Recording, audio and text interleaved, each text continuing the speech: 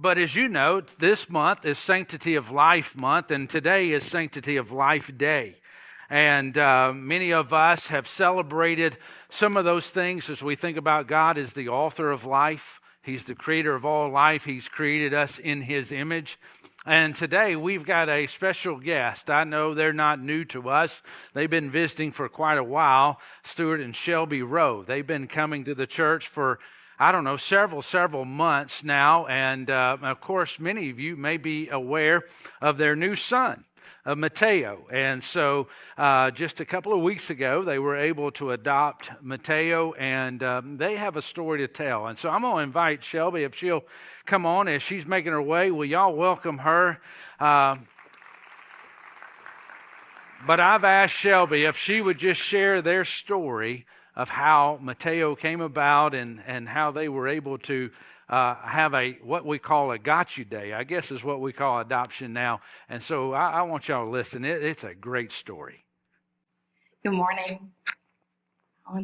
Thank you so much for asking me to share my testimony this morning. Like Pastor Michael said, it is Sanctity of Life Sunday. I can't think of a better day to tell you of how our miracle boy became a part of our family. The story is full of God's grace, mercy, love, and intimate involvement in detail. The story actually begins, believe it or not, when I was 13 years old. My aunt gave birth to triplet girls at 33 weeks gestation. 40 weeks is the typical time of gestation for a full-term baby. So the girls were premature and they weighed about 3 pounds each. We would go to visit them and only be allowed to see them behind glass as they were in the neonatal intensive care unit. I wanted to be behind that glass so badly that I decided to become a NICU nurse. I know now that God led me to that decision to prepare me for what was to come. But being young and naive, sorry guys, I thought it was my plan for my life. So I began to make check boxes of what my life should look like. Become a NICU nurse, check. Find a good husband, check. Have 4 children, check, check, check. Whoa, we're good. Let's just scratch that 4th box off. But we did pencil in foster care into the margins of our list because it would be a good Christian thing to do when the time was right. The time was never right, though, and I was very content with the life that God had blessed me with.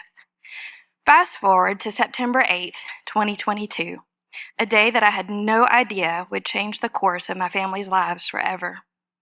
At another hospital from where I work, a young woman presented to the emergency room and signed in as possible miscarriage.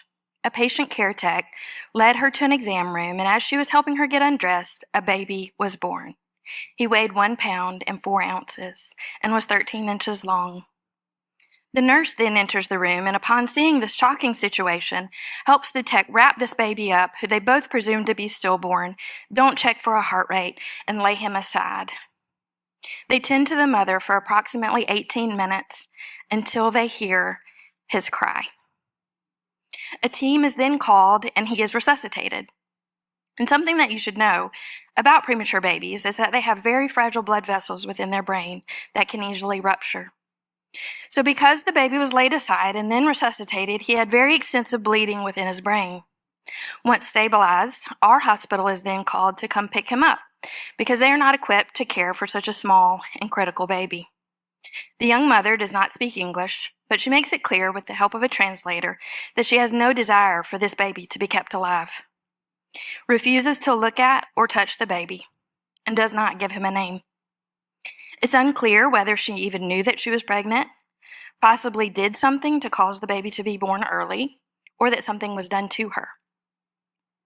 Knowing the situation and seeing the baby's already swollen head, which indicates the brain bleed, the transport nurse calls our doctor and asks what to do. He says, "Leave him."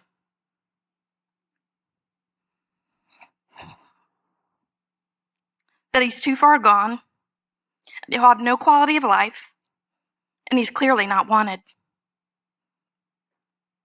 The nurse respectfully tells the doctor she cannot. She brings him back to Montgomery, where he's not expected to live through the night. I entered the scene on the very next day. Early in the morning, I was receiving text from a nurse friend of mine who I only knew because I took care of her own children as NICU babies in my unit. She was the nurse who presumed him stillborn at the other hospital. She was overcome with guilt and grief for the situation. She kept saying to me, his mother didn't even give him a name. So I said to her, why don't you name him?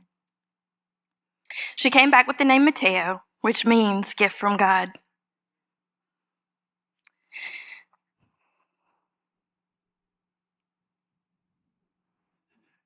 So I made him a name card.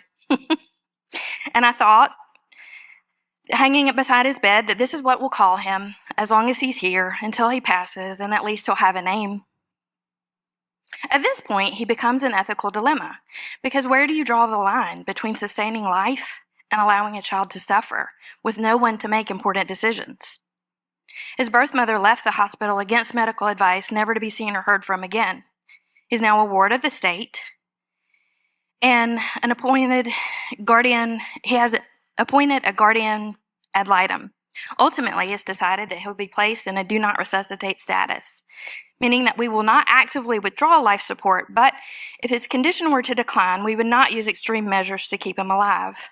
Much to our surprise, he lived through the week and another week, and at a month old, we knew that he had a special sparkle in his eye. A will to be alive, a desire to fight. So we all became his NICU mamas. We rallied around him, we fought, and we advocated for him. My family knew about Mateo. It was not uncommon for a package to arrive at our house of baby clothes or toys, and everyone knew that they were for Mateo. We all loved him, and we did our best to show him our love. As he continued to grow and defy the odds, he would need various surgeries, which is the only thing that we don't do at our hospital, so he would be transported to Birmingham to have the surgery he needed and then come back to us. It's important to know that upon every readmission to a hospital, it's required that the patient's code status be updated. Put a pin in that. Mateo grew, and he was strong enough to go home, but he had no home. The HR did their best to find a foster home for Mateo. Families would come and look at him and hold him and ultimately decide that they were not capable of taking care of him. I've made a small photo album to show these families how far he'd come, hoping that one of them would treasure it as a keepsake for when he became theirs. Ultimately, the HR ran out of families, and the plan then became for him to go to a nursing home for children. But he wouldn't go. Paperwork would get misplaced. He didn't have a social security card. He would need to go back to Birmingham for another surgery, etc., etc. So he was in Birmingham in July, and I happened to be passing through town with my two oldest girls. I took them to meet him, and they fell in love. Many of his NICU mamas would go visit him in Birmingham. He was still there in September for his very first birthday. So having the day off, I planned to grab some cupcakes and balloons and go visit him. I had no idea that he had had a massive seizure the night before and coded. Remember how I told you that the code status had to be updated on every admission? It slipped through the cracks. He was resuscitated. He was in bad shape, on a ventilator, in the pediatric intensive care unit, all alone. When I saw him, immediately began to weep. All the nurses knew was that he had no family, so they were very confused at who I was. I told them I was just Shelby from Montgomery. Word got out among the unit, and there was this crazy woman crying over him who clearly cared about him. A social worker entered the room, looked me dead in the eye, and said, "Why don't you take him?" "We're not a foster family," I said. "That doesn't matter," she said.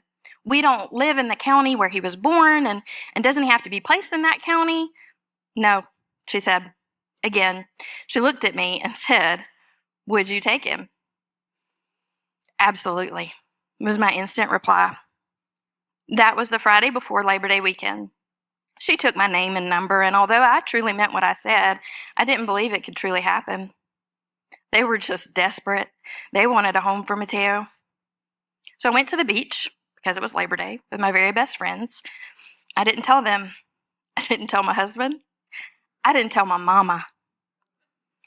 I sat with it alone because I was scared that people would think I was crazy and because I didn't think it could actually happen.